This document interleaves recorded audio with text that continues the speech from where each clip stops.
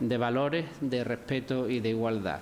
Mientras que este fenómeno se cobre el rosario de víctimas al que todos los años asistimos, como en este año que llevamos desgraciadamente 43 víctimas en los anales, tendremos que seguir en esta labor, que es una labor de todos, de profesionales e instituciones, pero también es una labor de ciudadano a ciudadano, porque estamos hablando de una cosa tan fundamental como la vida, que es uno de los principios básicos de la Declaración de los Derechos Humanos.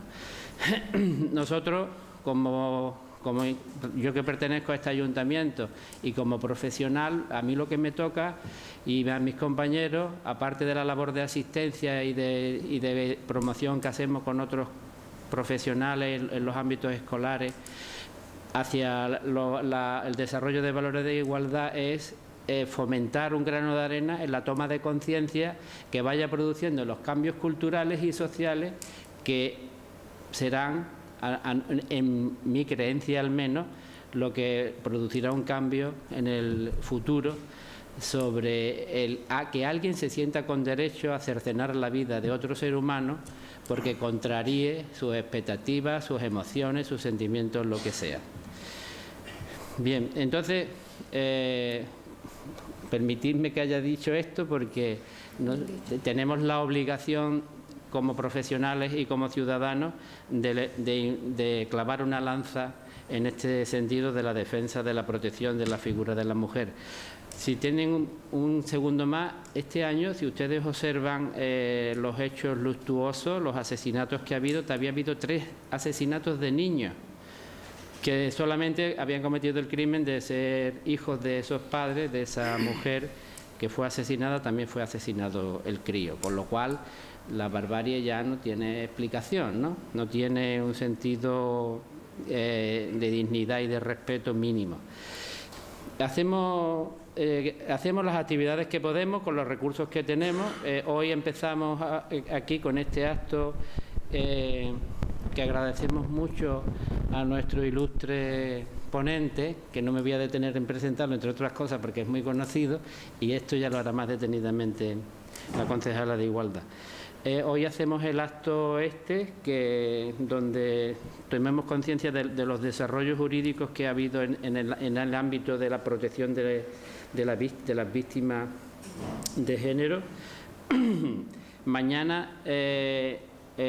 tenemos una exposición de fotografías realizadas por niños y chicos de centros escolares de la zona, porque queremos favorecer la promoción de los valores de igualdad en la población juvenil. Ya saben ustedes que hay víctimas menores de edad también, y este año ha habido varias, desgraciadamente. Hay una asociación de jóvenes fotógrafos sanroqueños que han hecho una exposición específica para este tema y se inaugura mañana. Asimismo, también habrá un grupo de danza, de baile soul, que mañana nos hará un trabajo específico también, y un grupo de rock sanroqueño, se llama Por No Estar, que también gentilmente ha colaborado con nosotros. Nos reuniremos para esto, para inaugurar y visionar la exposición a partir de las 8 en la Plaza de Toros, en la Sala del Desolladero. Primero haremos la inauguración de la exposición, luego veremos a las chicas bailar y luego escucharemos a los chicos que hacen una protesta musical con el asunto de la violencia. Bien. También tenemos, gracias a la Diputación, que en sus programas de difusión y promoción nos envía una obra de teatro que tendrá lugar el lunes aquí en el Palacio de los Gobernadores a las 6 de la tarde. Es una obra de teatro que promueve la Delegación de Cultura y de Igualdad y que ha tenido la gentileza de hacernos un hueco para que la podamos ofrecer a ustedes. La red de bibliotecas también viene colaborando habitualmente con nosotros, con los más pequeñajos, con los niños alrededor de 3-6 años, y hace un cuentacuentos para el día 2 de diciembre en la Biblioteca de San Roque, y incidirá en el desarrollo de los valores de igualdad. Asimismo, asociaciones sanroqueñas de mujeres harán el lunes 25 actos y concentraciones para denunciar su inconformidad contra la violencia de género. Asociaciones de mujeres Molino de Fuego, El Parral, Luna de Cádiz, en colaboración con otras asociaciones de la barriada de la Estación no específica de mujeres y el Colegio Centro de Primaria San Bernardo. Bueno, creo que no se me olvida ninguna de las actividades más. Están todos ustedes invitados a las distintas actividades. Tenemos dísticos en la puerta por si quieren quedarse con alguno para recordar las fechas y los lugares.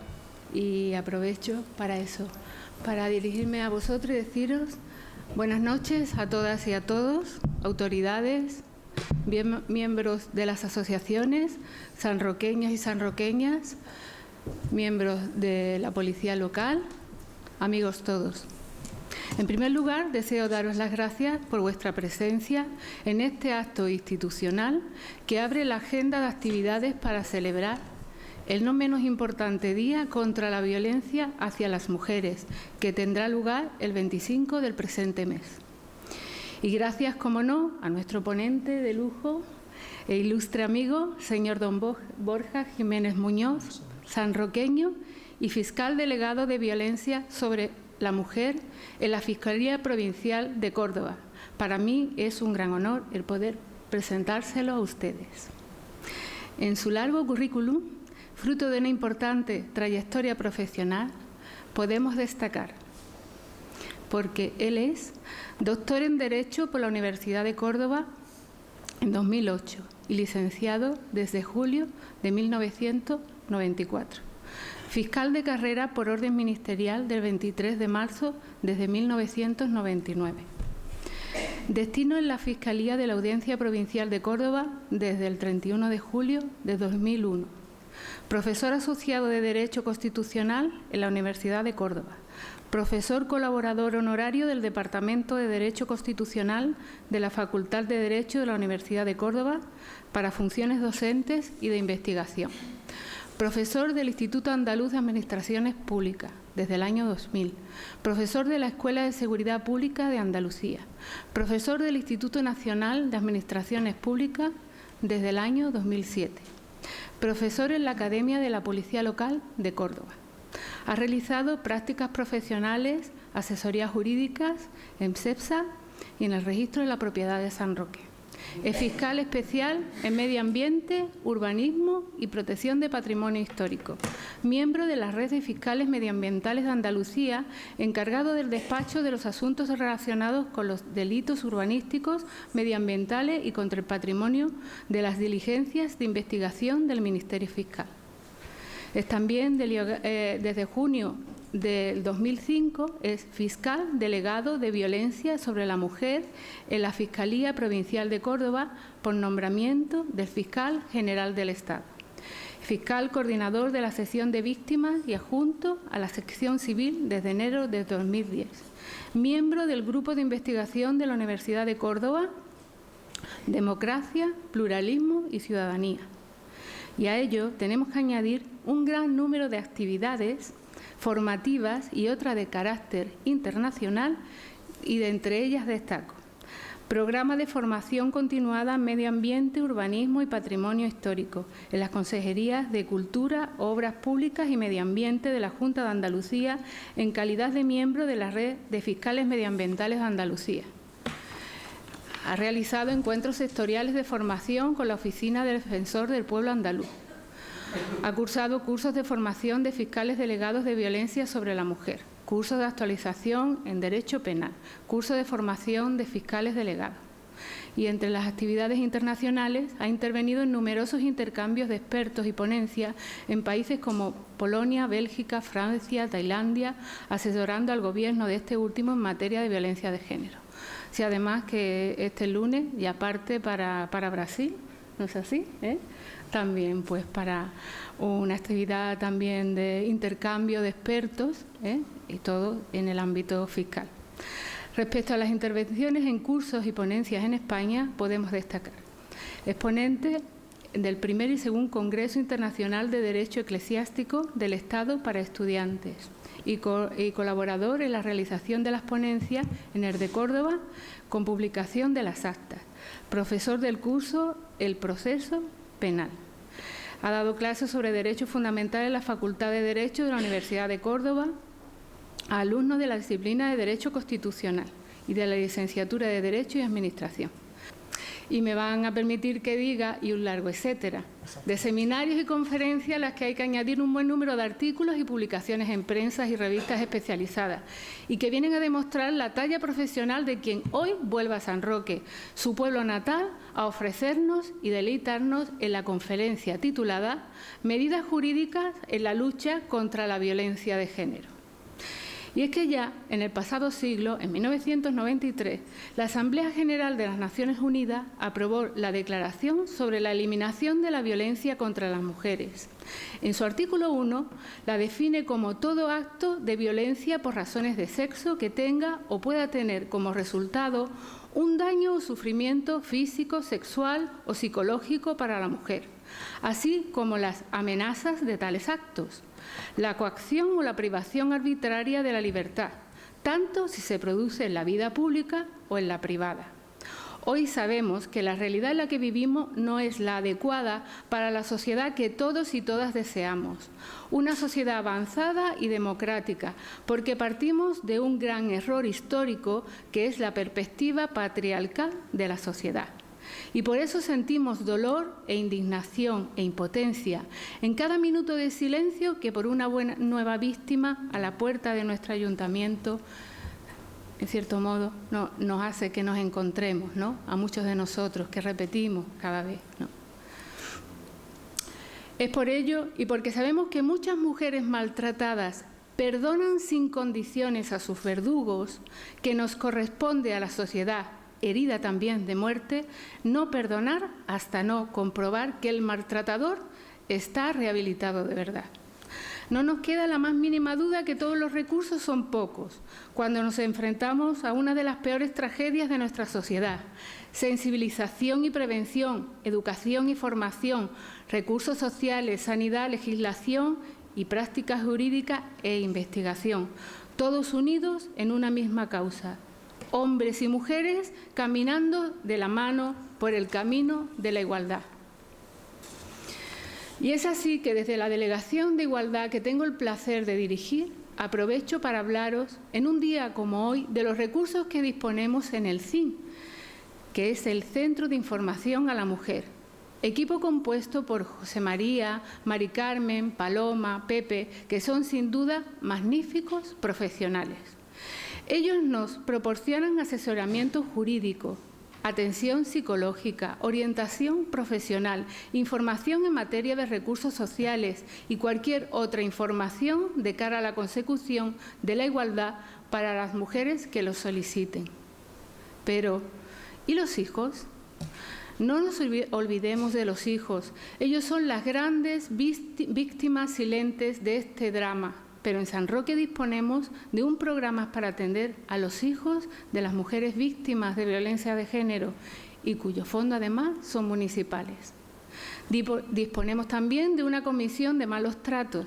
En esta comisión participan el Servicio Andaluz de Salud, la Guardia Civil, la Policía Local, la Fiscalía, jueces, el Servicio de Atención a las Víctimas de Andalucía, Servicios Sociales y el Centro de Información a la Mujer. En cada reunión se analizan los casos de los malos tratos detectados en los últimos 2 meses y también cada participante traslada al resto información sobre su trabajo. De esta forma se consigue la coordinación de las acciones de protección y asesoramientos de las víctimas en diversas materias, legal, psicológica, formación y empleo, entre otras. No olviden, por tanto, cuáles son los recursos de los que disponemos en nuestro municipio y no permitamos que ninguna mujer que sufra ese histórico cáncer social como es la violencia machista se sienta aquí sola y sin recursos. Tú puedes, nosotros podemos, y en nuestro municipio tenemos la Delegación de Igualdad con mayúscula y un equipo de gobierno que apuesta e invierte en políticas sociales. Aprovechar para agradecer, como no, a todos los que han hecho posible que tengamos esta importante agenda de actos, como son el Departamento de Asuntos Sociales, dirigido por mi compañera Ana María Rojas, las delegaciones de Multimedia, EMADESA, Cultura, Biblioteca, Juventud, asociaciones de mujeres, centros escolares de primaria y secundaria, asociaciones juveniles y un largo etcétera. Gracias a todos. Y ahora me gustaría terminar, pero antes de dar paso a la conferencia del señor Borja Jiménez, desearía que una vez más, como lo hemos venido haciendo durante el presente año ante las puertas del Ayuntamiento, tengamos un nuevo minuto de silencio aquí en honor a las 43 víctimas en España, 13 en Andalucía, mujeres asesinadas durante el presente año de las manos de sus parejas o exparejas víctimas de la violencia machista.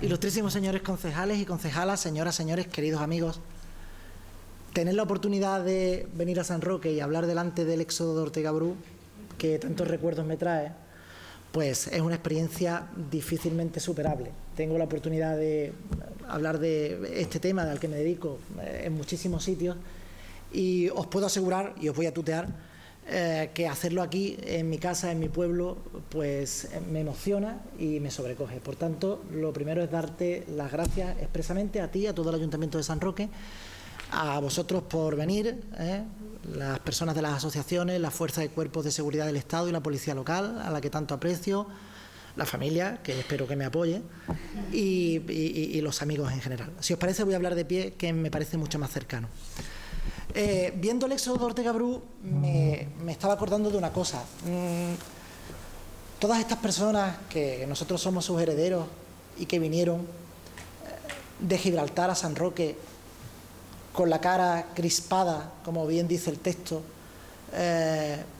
sin derechos, buscando una nueva sociedad, me hace evocar cómo, gracias al derecho y gracias a la ley de protección o la ley de medidas de protección integral de violencia de género, entre otras muchas leyes, los sufrimientos de otros hoy en día son sufrimientos menores. Es decir, afortunadamente, muchas mujeres y la sociedad en general puede contar con un haz de protección, con un haz de derechos, tanto desde un punto de vista policial como desde un punto de vista judicial, como desde un punto de vista social, que desde luego nos honra.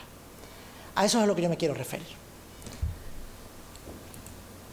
Lo primero que quiero reflexionar con vosotros es desde lo más sencillo. ¿Por qué? Yo me lo pregunto todos los días.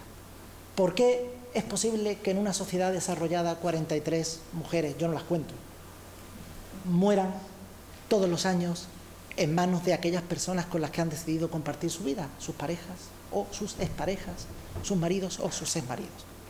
Es algo que verdaderamente repugna a una sociedad desarrollada y es algo que tiene difícil explicación. Yo no soy psicólogo ni pretendo serlo, soy jurista, pero el derecho no es más que la conciencia de la realidad. Lo que hacemos los juristas es aplicar las normas y reaccionar ante cosas que van pasando. Y lo que os quiero explicar es lo que ya sabéis, cómo el derecho y cómo la sociedad española en general hemos sido capaces de reaccionar con éxito y con fracaso ante un fenómeno que nos ha desbordado. El amor es algo indescriptible. Estoy haciendo una colección de fotografías que voy encontrando por ahí de gente que no puede reprimirse y que, bueno, expresa lo que quiera a su pareja en cualquier lado, ¿no? Este es de los suaves, porque dice, por supuesto los puntos y las comas esos están olvidados, pero nunca te olvides de mí, te amo, y parece que es Luis. Y este tal Luis pone 7 ahí, porque es que yo ya le he visto 7 carteles, esto es en Córdoba, pero, o sea, que va pintando por ahí distintos muros y va diciendo cosas a veces más fuertes, a veces más suaves, con respecto a esa persona a la que quiere tanto.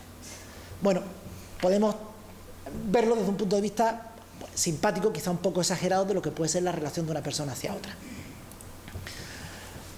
Sin embargo, otro factor que también quiero que metamos en la costelera, de la que os voy a hablar, es que también trivializamos muchas veces las relaciones. ¿Puede ser eso parte del origen del problema que tenemos? Un magnífico cómic o viñeta del Roto, ¿no? Vamos a jugar a los matrimonios, vale, yo te mato a ti primero. Toca en clave de humor una auténtica tragedia, probablemente la trivialización de que muchas personas no saben dónde se meten cuando empiezan una relación. O otro elemento importante, como el maltrato o la violencia de género, no entiende ni de clases sociales, ni de cultura, ni de pueblos, ni de países. Ahí tenemos, por ejemplo, a la famosa cantante Rihanna, un ejemplo de una mujer en plenitud, guapa, joven, con posibilidades económicas, cómo quedó antes y después de la fiesta de los Grammys. No es porque se cayesen los Grammys, es porque su novio, el que está arriba, le dio una paliza que la dejó así desfigurada. Pero eso no es lo peor es que luego se casó con él. Luego, por supuesto, se separó y se volvió a casar no sé cuántas veces más con él y con otros, ¿no? Eso da igual. El caso es que vemos que en este fenómeno de la violencia de género parece que no hay sociedad que se escape. La reacción de la sociedad sí es completamente distinta. Y eso es lo que me gustaría que reflexionase. La repugnancia a lo que hoy entendemos como violencia de género no ha sido siempre así.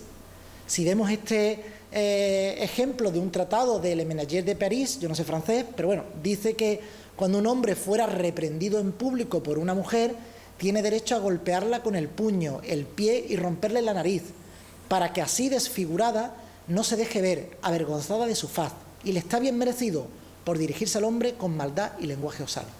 Una legitimación brutal de la violencia sobre la mujer en el siglo XIV. Recordemos que en el siglo XIV París es probablemente la ciudad más desarrollada, una de las más desarrolladas del mundo. Por tanto, en el primer mundo, la legitimación de la violencia ha sido una cosa que probablemente haya ocasionado toda esta problemática que luego nos ha estallado a nosotros en las manos y que muchas veces no sabemos aún el porqué. Pero todo también tiene mucha relación con el machismo, con la desigualdad, con los patrones clásicos del hombre y la mujer. Ahí tienen un ejemplo de un texto de la sección femenina en el cual, en el año 40 y tantos, y los hay posteriores, se habla sobre la mujer sensual. Si hoy de cualquiera de nosotros predicaran la palabra sensual, nos gustaría, o nos gusta, a cualquiera nos gusta que nos digan que somos sensuales, por lo menos alguna vez en la vida. Pero verdaderamente el concepto de sensualidad que se utiliza en el texto es completamente distinto. ¿Cómo pueden cambiar las cosas tanto en tan pocos años? La mujer sensual tiene los ojos hundidos, las mejillas descoloridas, transparentes las orejas, apuntada la barbilla, seca la boca, sudorosa las manos, quebrado el talle, inseguro el paso y triste todo su ser. Espiritualmente el entendimiento se oscurece, se hace tardo a la reflexión, la voluntad pierde el dominio de sus actos y es como una barquilla a merced de las olas. Os la imagináis, ¿no? Y en medio de la bahía, ¿no? Pues la pobre, con la mente lasciva ahí dándole vuelta a la cabeza al pecado y a las cosas y tal, ¿no? Y fijaos la última frase, dice: la mujer sensual no se ha de esperar trabajo serio, idea grave, labor fecunda, sentimiento limpio, ternura acogedora. Pone en un lado a la mujer sensual y en otro lado la compara con la madre. La ternura, lo acogedor, la labor fecunda. Parece que la mujer, que en un momento determinado puede ser atractiva o puede tener una vida alternativa, por decirlo de alguna manera, para lo que es el modelo de la época, no casa con lo que tiene que ser una madre. Bueno, lo metemos también en la costelera de todo esto, del por qué ha sucedido este fenómeno. Y luego el machismo tiene unos matices mucho más sutiles. Puede que hay machismo en determinados aspectos, puede que no. Siempre me gusta traer esta portada de una revista que venía con El País, en el cual dice: los mejores amigos de una mujer, y se refiere a las joyas, a 270 accesorios que no. Bueno, unos pueden decir: esto no es nada, esto es simplemente una manera de dar publicidad a un elemento. Otros pueden decir: trata a la mujer como objeto, indicando que únicamente le interesa la joya y que el mejor amigo de la mujer es la joya. Esto es una manera sutil que las distintas comisiones que hay respecto a la igualdad en materia de publicidad no hicieron referencia a la misma ni atacaron, porque probablemente considerarían que era un anuncio que no tenía ninguna relevancia desde el punto de vista de la desvalorización de la mujer. Pero podemos avanzar. La exministra Magdalena Álvarez, conocida por Maleni, conocida en la publicidad y en los medios de comunicación, bueno, se le podía criticar por muchísimas cosas, pero es que un periódico la sacó con Maleni es nombre de tanga. y la saca pues saliendo de la playa un verano cuando estaba. Es otro cartel, es otro anuncio en este caso, o es un reportaje de un periódico que llamó la atención en cuanto a que probablemente el tratamiento que se hacía de la mujer, en este caso de una mujer con un cargo público, no era el adecuado porque se centraba en unos aspectos que no era el propio de su actividad. Me gustaría que fuésemos reflexionando sobre cada una de estas cosas, porque si luego tenemos un momento para hablar, me gustaría saber las opiniones, porque alguno dirá, esto es una chorrada, esto no tiene importancia, esto sí. Pero claro, luego podemos dar un paso más, no sé si se ven bien esto. Estos fueron los dos anuncios polémicos de Dolce & Gabbana, que, bueno, sobre todo el de abajo, el de arriba fue menos polémico, en el cual, pues bueno, verdaderamente, a ojos de casi cualquiera, representan que estas mujeres están en una actitud de sumisión, por no decir que es una especie de un forzamiento sexual lo que se ve ahí, ¿no? Por parte de estos hombres, ¿no? Y con la de ahí. Esto fue un anuncio tan polémico que tuvo la compañía la obligación de retirarlo. Por tanto, hemos pasado de alguna publicidad más sutil a una publicidad más violenta. Y nos vamos a la semana pasada, a dos polémicas que ha habido. Una, el ayuntamiento de, me parece que era de Linares, ahora mismo se me ha olvidado. Bueno, un grupo político del ayuntamiento de Linares que organizó el curso gratuito para mujeres, la mujer y la administración del hogar, y que creó tantísima polémica que hubo que retirarlo. No tuve la oportunidad, porque he investigado sobre el tema, de escuchar, que me hubiera gustado, a aquellos que organizaron el curso, a lo mejor yo es que no busqué bien, que explicaran un poco, bueno, qué es lo que querían hacer, cuál era la finalidad, pero el caso es que se montó una polvareda impresionante y se tuvo que retirar este cartel. Y el segundo, el famoso libro Cásate y sé sumisa, que es de una autora italiana, y que le he leído una entrevista a la autora italiana, y la autora italiana estaba auténticamente escandalizada, pero por el efecto que había producido en España el libro. Ella decía que en España, que los españoles éramos muy exagerados con estas cosas, y que bueno, que la sumisión ella no la entendía como un maltrato, sino como una especie de asunción del rol de la mujer desde un punto de vista religioso en este caso. Pongo ejemplos de dos aspectos que han sido auténticamente llamativos en los últimos días. Por lo tanto, es un tema de absoluta sensibilidad que siempre afecta a los medios de comunicación, a la política, a los políticos, las cosas como son, a la sociedad, y que muchas veces nos movemos por muchísimas claves, muchas veces complicadas de entender. Un paso más o menos. Esta fue una portada muy famosa de un periódico español cuando vino Carla Bruni a España con la princesa Leticia. Bueno, hubo de todo en esto.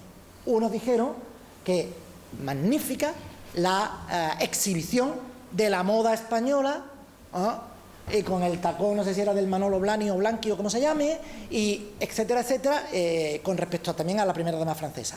Otros decían que por qué habían tenido que poner a estas dos señoras de culo, así de claro, si la podían haber puesto de cara. El caso es que fue portada de un periódico y fue absolutamente polémica. No obstante, en el extranjero no son tan sensibles como nosotros.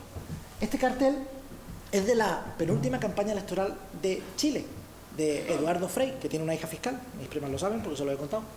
Y bueno, el cartel es sorprendente, Dilo con fuerza, me empelota a la derecha. Claro, si aquí el Partido Popular, digo por lo de la derecha, o un partido conservador dijera algo de que me empelota a la derecha, sería un escándalo de tal dimensión que es que no se podría ir a ninguna parte, ¿no? Yo no sé si es que con la forma de hablar de Chile, a lo mejor me empelota a la derecha significa otra cosa, pero el caso es que la señora está ligera de ropa. Y el cartel es muy llamativo, es muy llamativo.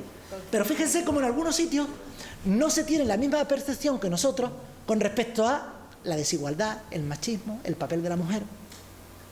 Es decir, con esto que quiero decir, que nosotros hemos evolucionado en los últimos años de una manera espectacular. Desde tolerar en un momento determinado actitudes machistas o incluso actitudes de violencia, a tener una sociedad que no es capaz o que no soporta o que no tiene por qué soportar, evidentemente, cualquier tipo de estas cosas. Todo empezó con lo que vosotros sabéis muy bien, que es el famoso caso de Ana Orantes. Ana Orantes fue un aldabonazo en las conciencias, porque fue un caso que no solo fue una muerte, sino que fue una muerte tan absolutamente repugnante que es que llamó mucho la atención. Hubo un primer fallo judicial, está claro, porque obligaron a convivir a dos personas en un mismo techo, y hubo en segundo lugar una manifestación pública de esta mujer en un programa de televisión que dio lugar a la muerte días después. Hay un antes y un después de diciembre del año 97 en España, porque la sociedad, principiada por los políticos, está claro, se dio cuenta de que nosotros teníamos que tomar grandes medidas contra la violencia sobre la mujer. Y que por tanto esto lo teníamos que tratar como una epidemia aplicando un antibiótico. Porque desde luego otro tipo de medidas no servían o no eran suficientes. Y estaba aflorando un fenómeno que hasta ahora era desconocido. Probablemente todo el mundo lo conociera en su casa o en su pueblo o en la casa de al lado, pero probablemente nadie ni hablaba de él, ni lo consideraba como un hecho delictivo, ni como algo que la sociedad tuviese que reaccionar de una manera tan evidente. Estas son algunas estadísticas muy llamativas, no sé si se ven bien. Claro, nosotros nos escandalizamos de las 43 víctimas de España, pero si nos ponemos en este último apartado, que es la violencia machista, nos damos cuenta que según este estudio, nosotros estamos en el 3,6% de mujeres, esto fue del año 2012, de mujeres asesinadas. Es decir, al final de los países desarrollados. Hay que tener en cuenta una cosa muy importante, que es esta, que es que, perdón, esto lo he puesto en portugués, pero no por nada, sino porque es que tengo que ir a Sao Paulo la semana que viene, disculpadme, ¿eh? No es que me las quiera ayudar de nada, es que me ha salido. Bueno, entonces, solo 23 países del mundo tienen estadísticas en materia de violencia de género. Por lo tanto, quitado el resto de países, de esos 23 países que tienen estadísticas, que evidentemente son los países más desarrollados, España está prácticamente a la cola del tema de la violencia sobre la mujer. Llama la atención a algunos países, como por ejemplo Luxemburgo, o por ejemplo los países nórdicos, Dinamarca, Eslovenia, Noruega. Los que sois aficionados a la literatura, habéis leído los libros de Larson y demás, como la novela negra encierra en muchísimas ocasiones algo oscuro en el hogar. ¿Qué pasa? Siempre se habla de la violencia en los países nórdicos. Bueno, fijaos como por ejemplo, incluso Reino Unido, Croacia, la mayoría de los países, menos Suecia, Andorra, Islandia y Malta, que son países mediterráneos, algunos de ellos, la mayoría de los países de nuestro entorno tienen más cifras de violencia que nosotros. Y sin embargo, probablemente nosotros ya hemos reaccionado más rápidamente que otros. Este cartel es muy llamativo y lo utilizo yo mucho. Este es un mapa del mundo sobre la seguridad de las mujeres, hecho por una organización de mujeres a nivel internacional. En el verde, para los que no lo vean, pone cuáles son las mujeres o los lugares donde las mujeres están físicamente seguras. No existen. No existen. Mujeres que tienen altos niveles de seguridad. Por ejemplo, España. Fijaos qué pocos países. España, Francia, Italia y Suecia. Pocos más del centro de Europa. Ni siquiera Estados Unidos, ni siquiera el Reino Unido, ni siquiera Australia. Luego, efectivamente, esos países que tienen un moderado nivel de seguridad de las mujeres, es decir, donde hay altos niveles de violencia de género acreditados, son países bastante desarrollados. Como os hablo de Estados Unidos, bueno, incluso de Argentina, Chile, Australia y parte de la Europa. Y ya los países que tienen bajos niveles o sin niveles de seguridad es el resto del mundo. Es decir, la inmensa humanidad se encuentra con que las mujeres apenas tienen sensación o niveles de seguridad en el ámbito doméstico y en el ámbito de la pareja, lo cual es absolutamente llamativo. Si eso lo unimos a que solo 23 países tienen estadísticas, resulta que tenemos ahí un pozo de desconocimiento absolutamente insoportable para la humanidad y que nos hace también, nos merece reflexionar. Merece que reflexionemos sobre lo que pasa en España, pero también merece que reflexionemos sobre lo que pasa por ahí. Y claro, esto lo podemos trasladar también a algunos aspectos que a mí no me gusta tocarlos, son aspectos, por ejemplo, religiosos, pero bueno, pueden estar relacionados, ¿no? Esto es aquellos países que exigen a las mujeres una determinada forma de vestir. Y sobre todo quiero destacar a aquellos que están en amarillo o en rojo, que son los que las formas de vestir son imperativas. Velos, burkas, imposibilidad de verle la cara a la mujer, un tema absolutamente polémico, como sabéis, en Francia o en muchísimos países, porque choca o puede chocar con el Estado de Derecho, con la necesidad de tener la cara descubierta. Es llamativo cómo el sur del mundo tiene estas características. Y bueno, y esto es España. El número de víctimas de violencia de género, quería simplemente que viesen la estadística así, pues bueno, parece ser que cuando entra en vigor la ley, que es en el año 2005, se produce una disminución, pero nos movemos con picos. Hay años que baja, hay años que sube, hay años que baja, hay años que sube. Podríamos hacer una reflexión desoladora, es decir, a lo mejor no vale para nada lo que estamos haciendo. O a lo mejor es que gracias a lo que estamos haciendo se han producido un número más importante de denuncias que ha hecho que se activen tanto las fuerzas de seguridad como los servicios sociales como la justicia. Ha hecho que aflore el fenómeno y ha hecho que el fenómeno dé lugar evidentemente a más hechos delictivos. Es una reflexión que también puede verse en el sentido positivo y que yo creo que es la más acertada. Estas son las de este año. Ante esto, visto el porqué y metido en la costelera todo lo que os he explicado, me gustaría indicaros brevemente cómo la sociedad ha reaccionado. ¿Cómo hemos reaccionado? Me gustaría además que tuvieseis en cuenta los carteles que estoy poniendo, porque son además carteles, la mayoría internacionales, este es de Amnistía Internacional, que son siempre publicidad internacional sobre materia de violencia de género. Además, la publicidad en el extranjero es más agresiva que en España. En España la publicidad no se atreve, la publicidad institucional me refiero, no se atreve a pasar determinados pasos, pero aquí sí, ¿no? Este, por ejemplo, es mamá estaba leyendo un cuento cuando vino papá, entonces pone a una mujer muy atractiva, pero muy agresiva, en fin, quería un poco que vierais cómo se trata en otros sitios, ¿no? Lo primero que hemos reaccionado es dándonos cuenta de una cosa, que la sociedad española se da cuenta a partir del año 97 que hay un hombre de día y un hombre de noche. Y que en las familias o en determinadas familias, aquel señor con una cara pública amable, un hombre conocido y absolutamente integrado en la sociedad, resulta que podía ser un maltratador. Ese reconocimiento o ese darnos cuenta, eso no es automático. Eso es un efecto que se produce como consecuencia de algunos elementos, por ejemplo, el caso Ana Orantes, o la afloración gracias a los medios de comunicación de todo este tipo de fenómenos, y que en un momento determinado la sociedad reacciona. Probablemente esto siempre ha pasado, incluso mucho más que ahora, pero no sé por qué en ese momento histórico se produce la concienciación social. Bueno, pues eso es el primer elemento de reacción. El segundo viene representado por ese cartel. No sé si veis que es una boda, en la cual están todos muy felices, pero hay un señor que está agrediendo a una señora. Y los demás de la boda están tan tranquilos disfrutando de la misma. Segundo elemento de reacción importantísimo, la no pasividad de la sociedad. Yo en eso además me siento muy satisfecho porque yo en mi actividad profesional puedo aseguraros que a lo mejor un 60 o 70% de las denuncias que yo veo cuando yo estoy de guardia en el juzgado de violencia sobre la mujer vienen por llamadas anónimas de vecinos o de ciudadanos que están viendo un acto de violencia y que lo comunican a las policías. Por tanto, la reacción de la sociedad es un aspecto fundamental. Este es un cartel que hace unos años llamaba la atención de cómo no se podía soportar algo que era tan repugnante como ver una agresión en un sitio público. Hoy esto, afortunadamente, yo creo que no se soporta. Años atrás las cosas eran distintas. Esto en casa, tú callada, yo pa' aquí. Incluso podemos bajar a detalles. Hoy en día en una reunión de amigos, un chiste machista no se soporta. Hace años se soportaba. Hemos cambiado. Esto es probablemente un ejemplo de eso. Otro elemento importantísimo. Esto es un vecino que saca la mano por ahí. La idea también de la colectividad y de las comunidades pequeñas, como el vecino, como la madre, como el padre, como el hijo va y denuncia en nombre de la madre o acompaña a la madre porque dice basta ya, esto no puede soportarse. Estos carteles llaman la atención sobre eso, pero ha sido también otro elemento de la reacción. No solo la repugnancia pública, sino la repugnancia por parte de la propia familia que acompaña a la víctima.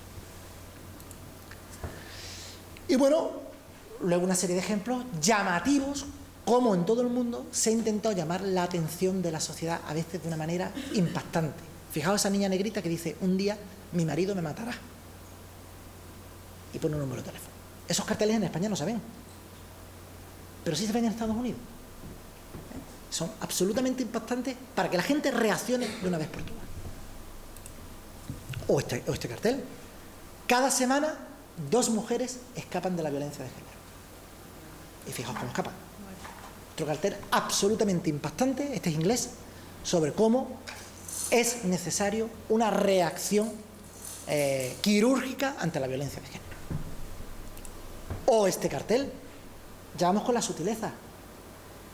Un elemento importante de la violencia de género es la distinta percepción que tiene la víctima de la violencia de lo que realmente está pasando.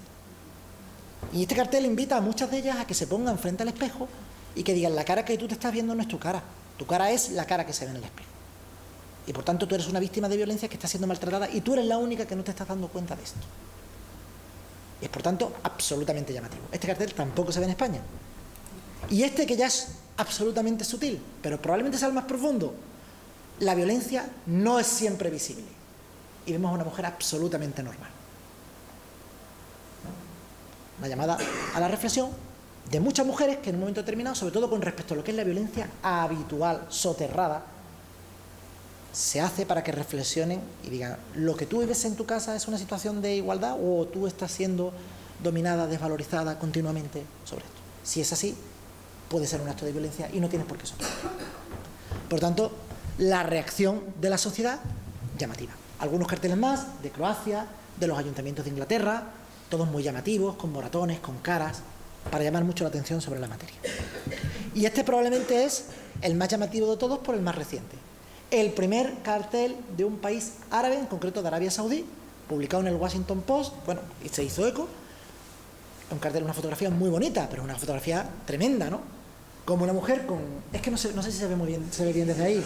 Es que yo de aquí lo veo, me da el reflejo y no lo veo. Tú lo ves ahí, ¿no? Entonces, tapada, bueno, por la religión, pero con el muerto. Sobran comentarios. Último detalle de cómo hemos reaccionado. Lo del otro día, antes de ayer, el estudio que sacó el Ministerio de Sanidad en España, absolutamente impactante y llamativo, y con el que yo coincido porque lo veo en el día a día, que un 60% de las chicas recibe insultos machistas de las parejas y amigos en el móvil, y de que los adolescentes no detectan las actitudes en la violencia de género. Lo corroboro al 100%. Me sorprende a mí en mi actividad profesional cómo hay algunas actitudes entre adolescentes y entre parejas muy jóvenes que no las veo en parejas de avanzada edad. Esto no te lo pones, tú eres mía para siempre. La afición por escribir. Yo no sé a la gente lo que le gusta escribir, por supuesto es fatal, ¿no? Pero bueno, escribir WhatsApp larguísimos, mensajes absolutamente terroríficos, pero todo escrito para dejar constancia de que eres mía, de que esto tiene que ser así, de que esto no puede terminar. Y no se dan cuenta de que están haciendo actos de violencia de género porque están desvalorizando, insultando, humillando, amenazando a la gente a través de las nuevas tecnologías. Visto todo este panorama, claro, hemos reaccionado de muchas maneras, pero una de las maneras que reaccionamos es a través de la ley. Y todos los grupos políticos del Parlamento aprobaron la Ley 1/2004 de medidas de protección integral en materia de violencia de género. Esta ley tiene 4 objetivos fundamentales. Una cosa que hace es que modifica el Código Penal. No es el Código Penal esta ley. Esta ley cambia los artículos del Código Penal, crea de nuevos delitos, agrava las penas, endurece las penas, es decir, actúa como un antibiótico. En segundo lugar, refuerza las medidas de protección de la víctima. Habéis oído hablar de las órdenes de protección, medidas de alejamiento, medidas en favor de los hijos. En tercer lugar, crea los llamados juzgados de violencia sobre la mujer. Y en último lugar, incluso prevé que en los ámbitos superiores de la justicia, en las audiencias provinciales, en los juzgados de lo penal, haya juzgados especializados para que los jueces que se dediquen a juzgar estos delitos sean especialistas en la materia de violencia. No me voy a meter en profundidad en cosas de derecho, a lo mejor a alguno le gustaría que tal, porque, hombre, no quiero tampoco cansar a la mayoría de vosotros, ¿no? Esos objetivos se pueden encerrar en 3. 1, reforzar la respuesta penal, la represión, las cosas como son. La represión es el aspecto principal de la ley, o uno de los aspectos principales. Pero no podemos olvidar los otros de los que muchos de vosotros sois responsables. 1, las medidas sociales, sanitarias y legales, tanto desde un punto de vista estatal, autonómico o local. Se pueden citar miles: la renta activa de inserción, las medidas en favor de las víctimas inmigrantes que no tienen por qué expulsar o no se le continúan los procedimientos en el territorio español, las funcionarias públicas que tienen derecho a la preferencia de plaza. Podría contar innumerables medidas. Y, por último, lo que se llama la perspectiva de género. Es decir, esta ley trata de que la ley española en general se dé cuenta que el problema de la igualdad del hombre y la mujer no es un problema privado, sino que es un problema del legislador y de la sociedad. ¿Para eso qué hace? Pone un artículo 1 que ha sido muy polémico, pero que define lo que se entiende por violencia de género según la ley. Y es única y exclusivamente, pero no es poco, una ley que tiene por objeto actuar contra una violencia, pero una violencia que sea manifestación de discriminación, de situación de desigualdad o de relación de poder de determinados hombres sobre determinadas mujeres. ¿Quiénes son esos hombres? Cónyuges, excónyuges, parejas, exparejas, novios y exnovios con respecto a esas mujeres. O sea, no toda violencia es objeto de esta ley, por tanto, no toda violencia se le pueden aplicar esos artículos del Código Penal, solo aquellas que sean realizadas por esos hombres con respecto a esas mujeres. Esto podemos estar una semana hablando de esto, porque luego podemos hablar de lo que son los novios. Y yo os aseguro que el concepto que a lo mejor nosotros tenemos de novio no es el concepto que han tenido algunas sentencias que han considerado determinadas características para considerar que son novios a los efectos de poder o no aplicar la ley. Luego, si queréis, podemos hablar de esto porque es un tema muy interesante.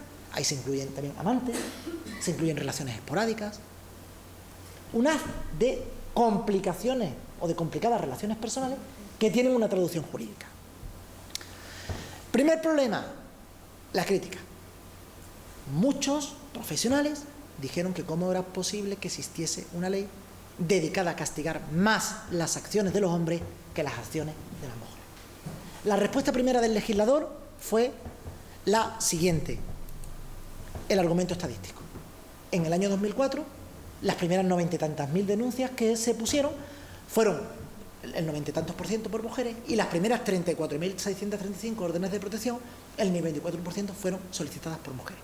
El legislador dijo, por tanto, que ante una evidencia de una descompensación entre las acciones cometidas por los hombres y las mujeres, deberían castigarse más las acciones de los hombres, que las acciones de las mujeres. Esto no quiere decir que lo que haga una mujer con respecto a un hombre no sea un delito. Ahora lo explicaré, y sí lo es. Lo que pasa es que probablemente en algunos aspectos tiene pena menor, o en otros momentos se considera una falta, que es decir, una infracción menos grave, ¿vale? Pero está claro que el legislador, que es el que hace el Código Penal, es decir, los políticos que nosotros los votamos, decidieron, que son los que nos representan, decidieron que a la sociedad española le convenía tener un Código Penal en el cual se castigase con más pena el hombre que agrega a la mujer que la mujer que agrega al hombre. Eso es una decisión de política legislativa, y eso le corresponde al Parlamento o al Gobierno a través de las proposiciones, de los proyectos de ley. Se modificó el Código Penal en una serie de artículos que simplemente los pongo ahí para que los veáis.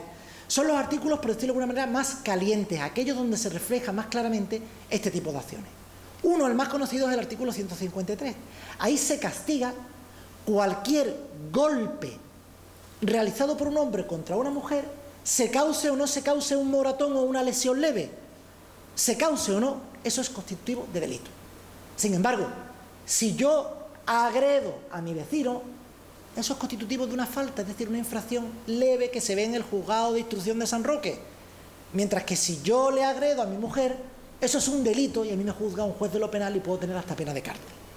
Esa es la clave. Esa es la clave de ese artículo. Igualmente pasa con el artículo 148, con el artículo 171.4, que castiga las amenazas. Amenazar levemente a una persona por la calle, en el bar, es una falta, una infracción leve. Amenazar a la mujer levemente es un delito. El artículo 172, las coacciones, poner un chicle en la puerta para impedir que una persona entre, decirle tú no pasas, tú no entras, una falta en el ámbito normal, un delito en el ámbito de la violencia sobre la mujer. ¿Ves, por tanto, cómo el legislador apretó bastante? Porque consideró que esas acciones eran intolerables y que, por tanto, lo que era una cosa leve para la mayoría de los ciudadanos, en el ámbito de la pareja, cuando el hombre es el autor y la mujer es la víctima, era una cosa grave y, por tanto, tenía que ser un delito. Esto ha generado muchísima polémica y ha llegado hasta el Tribunal Constitucional. Pero ha sido una opción del legislador. Pero hay nuevas novedades. Ahora el Código Penal se va a reformar y se va a introducir un nuevo artículo 172 que se conoce un nuevo delito con el término inglés que es stalking, que no es más que el acoso. Es decir, hay una conducta que no está todavía recogida, que es el pesado reiterado. La persona que no es capaz de soportar que se ha terminado una relación y la llama continuamente, la persigue en el centro de trabajo, la continúa, que sabéis que eso pasa muchísimas veces, pero eso no tiene ahora mismo un encaje penal. Pues a partir de ahora se va a considerar un delito. Por lo tanto, el legislador no tiene ninguna voluntad de levantar el pie del acelerador, de modificar o de reestructurar los tipos penales. El legislador, tanto del gobierno anterior como del gobierno actual, considera que la política o que la línea contra la violencia de género es no dejar ninguna acción, por muy leve que sea, fuera del ámbito más grave del derecho penal. Esa es, por tanto, la conclusión primera en el ámbito del derecho penal que me gustaría que se reflexionase. Por lo tanto, las faltas, es decir, aquello leve que implica una pena de multa o una pena de 2 días del antiguo arresto domiciliario, olvidaos de esto, es solamente las vejaciones o los insultos entre los cónyuges, excónyuges, etc. Hablando en plata, todo lo que no sea un insulto es un delito. En el ámbito de la pareja, cuando el autor es el hombre y la víctima es la mujer. Mientras que en el ámbito del resto de la sociedad hay muchas conductas que son consideradas faltas y no por tanto delitos. El legislador, por tanto, como digo, ha reprimido con fuerza este tipo de conductas. Es la conclusión más evidente que yo creo que hay que tener en cuenta con respecto al derecho penal. ¿De acuerdo? O sea, que se ha intentado que el derecho penal esté en la vanguardia de la violencia contra la mujer.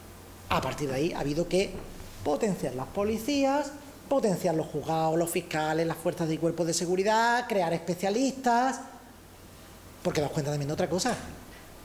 Si bajamos el listón penal, significa que habrá más autores y más víctimas. Y la policía, y aquí probablemente estos señores lo saben, tendrán la posibilidad legal de detener a más personas que antes por estos hechos delictivos. Cuando por un insulto en el bar o una amenaza en un bar entre dos paisanos, nadie puede detener a nadie. Y sin embargo, con el tema de la violencia de género, sí. Por lo tanto, ha habido mucho más autores, muchas más víctimas, muchos más encarcelados, muchos más que no están de acuerdo, muchas más víctimas, muchas más órdenes. Lo que nosotros vemos en la sociedad, en los medios de comunicación, es un reflejo de lo que ha pasado con el Código Penal. El proceso penal no lo voy a contar, porque esto es un rollo impresionante. Solamente voy a contar lo del relojito. La justicia, que en España yo creo que no funciona, lo digo yo que me dedico a esto, creo que en esto sí funciona. Yo creo que el legislador ha optado porque lo que es los hechos delictivos de la violencia sobre la mujer sean rápidos. Y entonces los famosos juicios rápidos, de los que todavía he oído hablar, se tramitan por esta fórmula. ¿Esto qué quiere decir? Tan sencillo como la señora que denuncia hoy en San Roque, mañana probablemente está en el juzgado, pueda tener su orden de protección y si el señor ha reconocido los hechos puede estar condenado y si no en 15 días va al juzgado de lo penal de Algeciras y se le juzga sobre la violencia de género. Eso no pasa en el resto de los delitos o en la mayoría de los delitos, que estamos 2, 3 y 7 años con ellos, pero en esto sí, es decir, la justicia es una justicia rápida en esta materia. Eso también crea un efecto muchas veces muy complicado, porque claro, cuando una víctima descuelga un teléfono, llama a la policía, la policía se persona inmediatamente, llevan al señor detenido, lo presentan mañana ante el juez, se decreta su prisión o no, o va dentro de 15 días a un juzgado de lo penal, eso se produce una ruptura evidentemente traumática de la pareja, una orden de protección puede establecer medidas incluso como una separación o un divorcio, y por tanto en 24 horas, con la intervención de la justicia, en teoría, porque no se arregla nada, ¿no? Evidentemente, pero en teoría, sobre el papel, las vidas de esas personas están completamente tranquilas. Luego habéis oído hablar también de cómo muchas víctimas retiran denuncias y cómo acuden a los juzgados de lo penal muchas veces y no quieren declarar contra sus agresores, que es el gran problema de la violencia de género.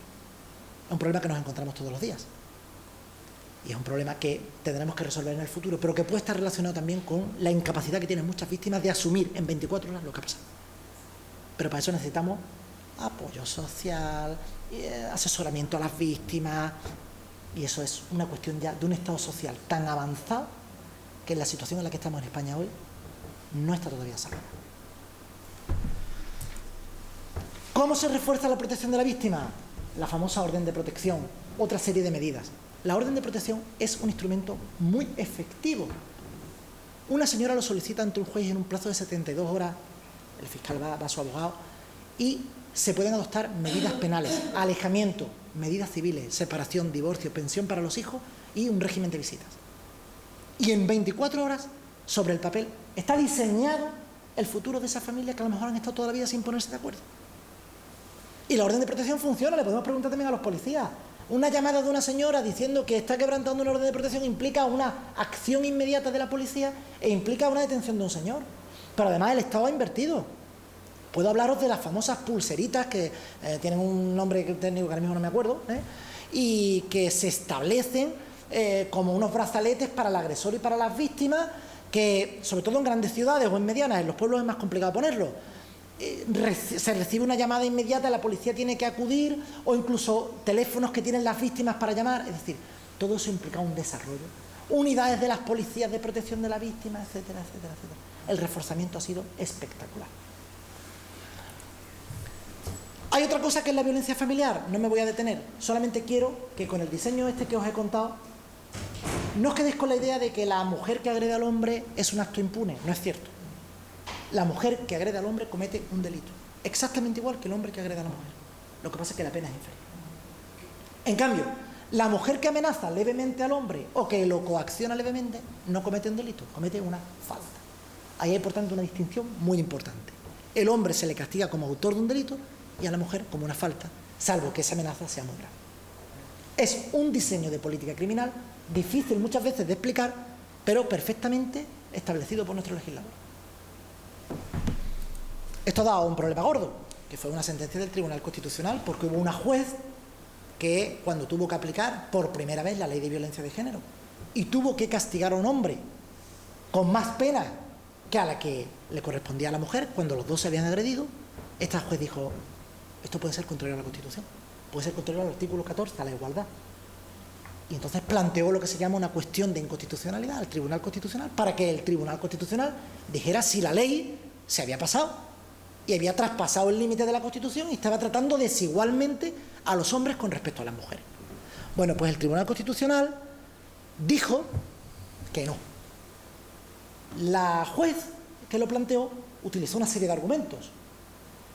Un argumento muy fundamentado. Ella dijo, por ejemplo, que bueno, que el derecho penal no le correspondía la acción positiva de las mujeres, que eso le corresponde a la sociedad, que bueno, que para unos delitos sí se aplicaba un agravante y para otros no. Es decir, dio una serie de argumentos técnicos de por qué ella consideraba que esta ley iba en contra del principio de igualdad. ¿Qué dijo el Tribunal Constitucional?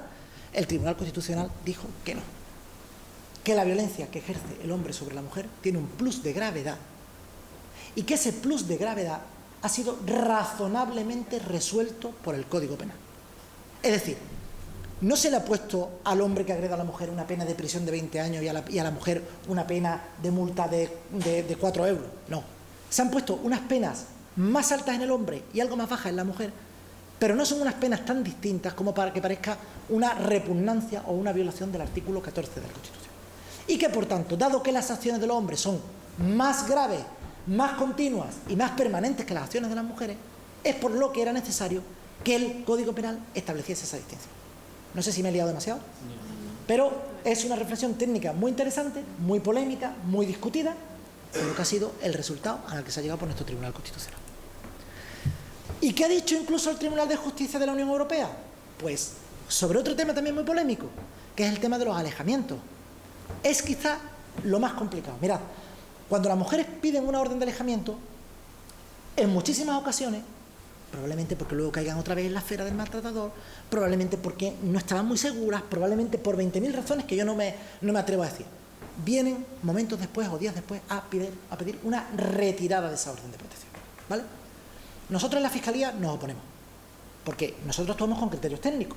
Si yo le digo a un juez que a esa señora hay que darle una orden de protección, lo hago por un criterio técnico, porque yo considero que hay un riesgo para la integridad de esa víctima y porque se ha cometido un delito. Si yo el lunes considero que hay un riesgo y que hay un delito, no puedo considerar el viernes que no hay riesgo y que no hay delito, y que por tanto la víctima no es quien tiene que controlar el procedimiento. Es un tema muy bonito dentro del derecho. ¿Qué papel tienen las víctimas? El Tribunal de Justicia de Derecho, el Tribunal de Justicia de la Unión Europea ha dicho que el alejamiento obligatorio, es decir, que no se quite, no solo defiende a la víctima, sino que defiende a la sociedad. Sobre todo porque le está diciendo a una persona que no se acerque porque una autoridad judicial ha dicho que no se acerque. Es decir, no vulnera un derecho de una víctima, está vulnerando una orden de una autoridad. Y que, por tanto, el que la víctima tenga derecho a ser oída no le da la posibilidad de controlar el procedimiento. Yo en eso estoy totalmente de acuerdo. Las víctimas tienen que ser absolutamente oídas. Aspectos sociales, aspectos jurídicos. Pero las víctimas no pueden controlar el procedimiento, porque muchas veces la víctima está en una situación que no está en la situación de controlar el procedimiento. El procedimiento lo controlará los que lo tienen que controlar, que son los operadores jurídicos. Un tema delicado, pero muy bonito sobre la llaga. En fin, estoy terminando. La última cuestión, ¿a dónde vamos? Hemos visto lo que hemos tenido, hemos visto cómo hemos reaccionado, hemos visto la respuesta penal. ¿hacia dónde debemos ir desde el punto de vista legal, que es lo mío, ¿no? Bueno, nosotros tenemos muchas polémicas encima de la mesa. Una es, por ejemplo, muchos tribunales españoles, a mi juicio, interpretan la ley de una manera en la que yo no estoy de acuerdo. Por ejemplo, cuando se agreden un hombre y una mujer mutuamente, eso según el Código Penal son 2 delitos. Él comete un delito y ella comete un delito. Hay muchos jueces de lo penal que eso lo consideran una falta, es decir, lo degradan, le ponen una pena de multa, una pena levísima. ¿Por qué? Porque consideran que cuando hay una agresión entre los dos ya se pierde el carácter de dominación de uno sobre otro. Bueno, esa es una opinión de unos jueces, pero eso no es lo que dice la ley. Eso que lo tiene que decir es el legislador, son los políticos que son los que hacen las leyes, no los jueces que tienen que limitarse a aplicarlas. Pero si hubiera aquí un juez, pues me diría que los jueces pueden superar al legislador. En fin, estaríamos aquí enredados en una polémica en la que cada uno diría lo que dice, ¿no? En segundo lugar, el silencio de las víctimas. ¿Sabéis que casi el 50% de las acusaciones, en Córdoba por ejemplo son el 70%, de las acusaciones que hace el fiscal, es decir, nosotros acusamos a los agresores, resultan sentencias absolutorias, porque la víctima cuando llega a juicio se niega a declarar contra su agresor? Tiene ese derecho, está previsto en la ley. Se calla, nos deja huérfanos de pruebas. No podemos aportar ningún otro tipo de prueba porque este tipo de delitos suele ocurrir en el interior del hogar y solamente hay un agresor y una víctima y por tanto no hay más. ¿Esto cómo se soluciona? ¿Cambiando la ley a golpe y porrazo? Yo creo que probablemente con la cuestión social sería muy importante. Las unidades de víctimas que hay en las audiencias provinciales o en los juzgados. Habría que probablemente establecer un seguimiento a la víctima desde que denuncia hasta el día del juicio. ¿Pero eso qué? Eso cuesta, requiere personal, requiere una labor social importante, una coordinación entre administraciones. Yo reformaría la justicia y pondría al lado de cada juzgado una especie de casa social, en el extranjero lo hay, se llaman justice houses, y entonces una especie de oficina en la cual se pudiera derivar directamente a la víctima, lo que hacen los SABAS, pero más técnicamente, con más personal, para que esa persona pudiera ser asesorada continuamente de manera ambulatoria, porque una casa de acogida es muy buena, pero una casa de acogida obliga a una mujer a irse de su provincia o de su localidad, a desarraigarse, muchas mujeres no quieren irse. Y entonces la violencia sobre la mujer hay que avanzar, pero ya con detalles, con sutileza, con inversión, escuchando a los técnicos, creo yo. Y esto es un aspecto importante. Por último, algunas modificaciones técnicas del Código Penal se podría modificar, yo tengo algunas opiniones al respecto, pero bueno, podría ser otro aspecto también para avanzar en la materia. En resumidas cuentas, esta niña lo que quiere para Navidad es que su padre no golpee a su madre, es un deseo muy bonito también de un ayuntamiento inglés, y yo lo único que quiero decir con vosotros es que creo que merece la pena que tanto vosotros como ciudadanos, como políticos, como autoridades, como fuerzas y cuerpos de seguridad, como policías locales, como nosotros como juristas, merece la pena que demos un paso en la lucha de la violencia contra la mujer, cada uno desde nuestro punto de vista. Pues es todo. Muchas gracias.